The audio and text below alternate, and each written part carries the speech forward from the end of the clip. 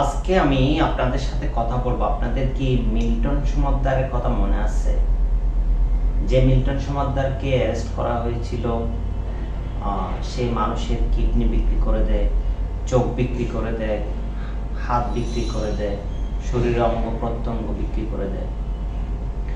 যে মিল্টন সমাদ্দারকে আমরা ভিডিওতে যেভাবে দেখেছি, সে চাইল্ড অ্যান্ড ওল্ড কেয়ার নামের একটা প্রতিষ্ঠান চালাতো, যেখানে শত শত শিশু, বৃদ্ধ, পিতামাতা আপনার ওখানে চিকিৎসা নিত, থাকার জায়গা পেত, খেতে পারত।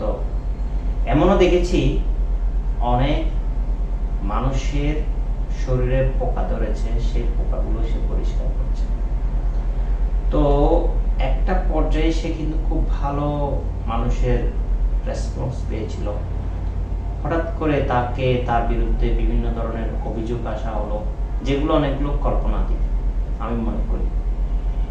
তো আমরা যেটা দেখতে পেলাম সেটা কি হইলো, সেটা হচ্ছে ওনার যে প্রতিষ্ঠানটা ছিল সেটা আরেকটা দাতব্য প্রতিষ্ঠান দায়িত্ব নেয়, তারা মাসখানেক করে চলে যেতে বাধ্য, অপারগ হয়। এখন মিল্টন সমাদ্দার কি করছে? এখন আমি যেহেতু তার ফলোয়ার, তার কাজগুলো আমার পছন্দ, এখন সে যেদিকে ফোকাস করছে সেটা হচ্ছে সে ফেসবুকের ইনকাম দিয়ে, ইউটিউবের ইনকাম দিয়ে সে তার প্রতিষ্ঠানটাকে রান করতে চায়। এবং আমরা সেই কাজগুলো সোশ্যাল মিডিয়াতে দেখতে পাচ্ছি। সে মানুষজনের জন্য রান্না করছে, নিজে রান্না করতেছে, নিজে বাজার করতেছে। তো এটা অ্যাপ্রিসিয়েট। অবশ্যই সে যদি কোনো অন্যায় করে থাকে তাহলে তার বিচার হোক, আইনের আওতায় আসুক। কিন্তু সে যদি কোনো অন্যায় বা বিচার করে না থাকে তাহলে তার ওর যেন কোনো অবিচার না হয়। সে এখন যেভাবে আছে আমরা সবাই তাকে অবশ্যই সমর্থন করি। তার প্রতি অসম্ভব শ্রদ্ধা, ভালোবাসা রয়েছে। মিল্টন সমাদ্দার আরো ভালো ভালো কাজ করুক। আসলে সমাজে যখন ভালো কাজ করার জন্য কোনো মানুষ দাঁড়ায়, তখন তার পিছনে কিন্তু আলটিমেটলি অনেক শত্রু হয়ে যায়। সে যে ভালো কাজ করতেছে সে কারণেই কিন্তু অনেকেই হিংসার বশবর্তী হয়ে বিভিন্ন কথাবার্তা বলে।